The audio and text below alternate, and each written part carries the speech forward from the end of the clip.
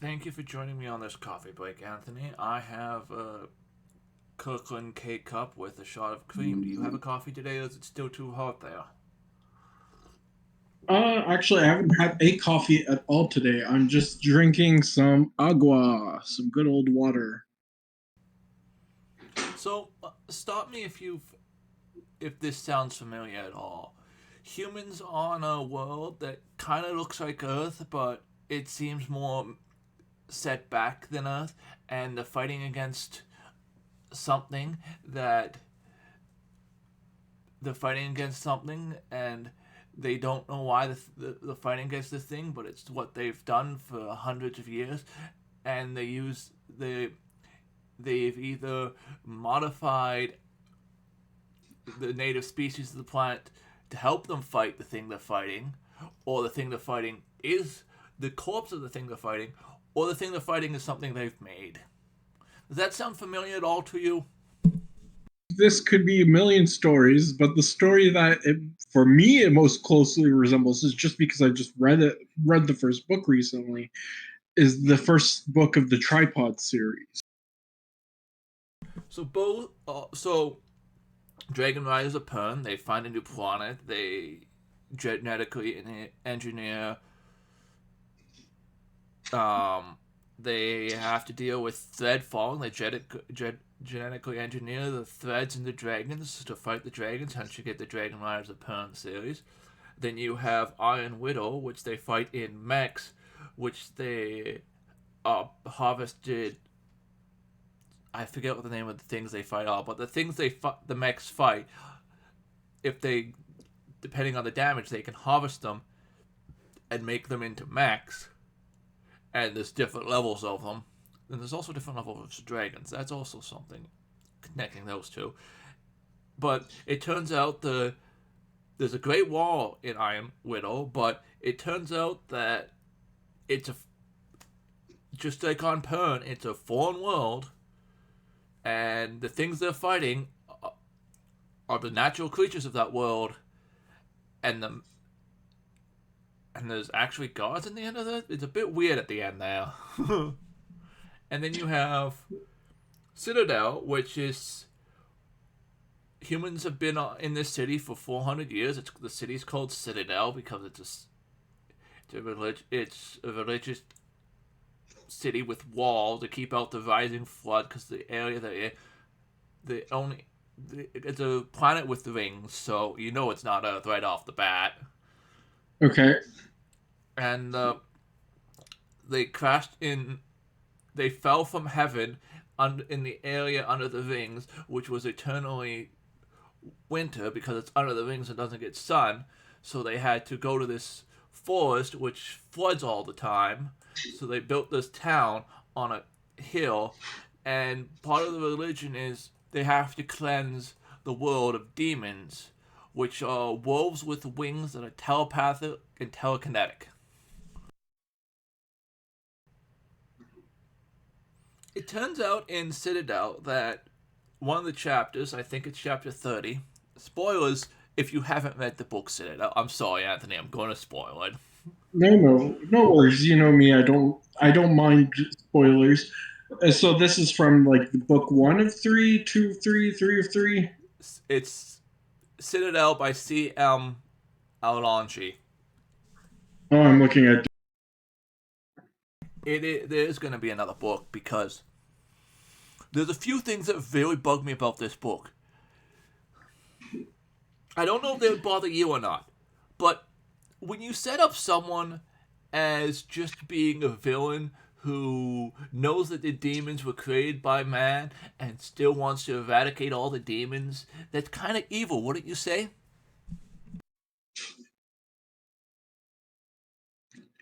If demons are created by humans, but he wants to kill the demons if it's still evil, well, The demons aren't actually demons, they're chimera. yeah, but you have many holy warriors that get designated on a holy mission, and they themselves believe themselves not to be evil. But Is the author making him out to yes, be evil? he is the BBEG. So then again, this is a god complex. Like, does Kafka believe he's in the wrong from Final Fantasy VI? There are many villains that believe they are right, and that their ends justify the means of what they're conducting. The issue, my biggest issue with the book, is it doesn't. You can tell it's written to have a sequel. The way it ends, because Augustus is still the governor of Citadel, and the main character's father is heading back to Citadel. So the main reason I love this series, I'll be honest, is one character in particular. She's the sister of the main character. The main character is a non-verbal autistic that eats a flower and eats a flower that the chimeras give her that becomes telepathic. Okay. But her sister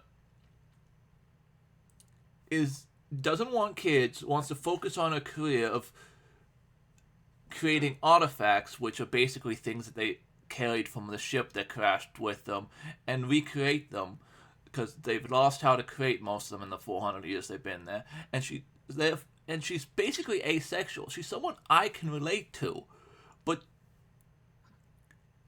that's basically why I like the book. You understand what I mean? Yeah, I can understand. It's not that often. How often do you see asexual representation in novels? Generally, when sexuality is brought up, it's generally either hetero or homo. Usually, you don't get people who are asexual. So, if you like to see that representation, then hey, that's a good inclusion in the book by the author. And it's really well done. It's not done to make fun of asexuals, or it's not done to ruin a romantic plotline. It's just well done. And that's important, that that the author just didn't try to shoehorn in like a type of character just to appease a certain audience. With the main character being non-verbal autistic already, and she did a very good job of that, because I've seen some of the reviews with people saying, why did you put me in this book and stuff? Not those exact words, but you understand the type of review I'm saying. Yep.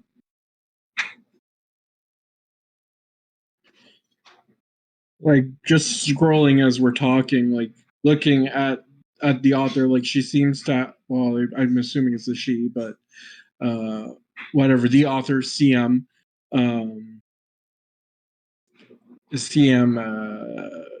they have highly rated books all along. Like they have 5 books on Amazon, and they're all highly rated. But I have Interesting. But she also does a TikTok series, Cafe Latte, which is about a cafe owned by a fae who curses people if they're rude. Don't you wish you could have done curse people with actual curses that affected their life? Some of your customers, when you were back when you were a young man working at Canada's cafe shop. Yep. Really, I recommend books to you that often, Anthony, in the 20 plus years we've been friends? No, and I still have the last recommendation sitting on my table upstairs. I don't know if you. I've only read Citadel in audiobook form. Her other books aren't on audiobook. That's why I haven't read her other books. And like, one of the characters, if you go through the chapter lists, she only does when she does an alternate point of view character besides the main character, it's the character's first name. Near the fourth or third last chapter was a character's name I didn't recognize, because all throughout the book she referred to him by Sergeant last name. Oh.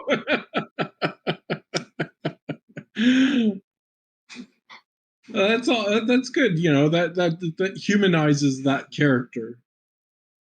My 30th chapter of the book, I think there's about 43, but the 30th chapter of the book is titled Mama, who is the very first chimera that humans make. And the humans don't realize they create a sentient beast. They create them as guard dogs because they're fleeing from an alien war, which is also similar to how Pern actually got set up. Anyways, I'm getting distracted.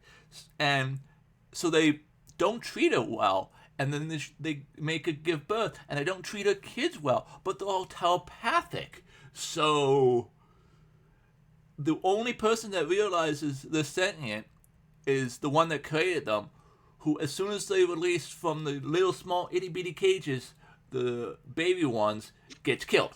So the humans for 400 years don't realize that the demons / chimera they're fighting are sentient. Interesting.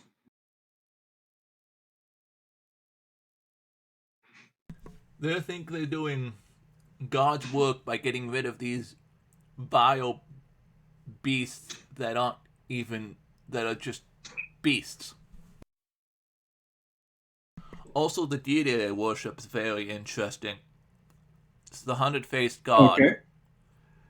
Some faces are... I know there's a face of mercy, a face of war, a face of justice, a face of healing.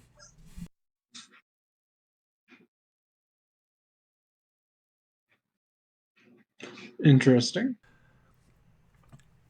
I really want to know about this war that humanity was fleeing from a telepathic race, that they put some of the DNA into the chimeras, because that seems... I want to know about that. I do want to see the main character survive and make peace between the chimeras and the humans, but more so, I want to know about why the refugees. What happened to the rest of humanity? You know? What's going on Earth, if there is an Earth? Yeah, is this one city of humanity all that remains of humanity? Is the rest wiped out by this alien race?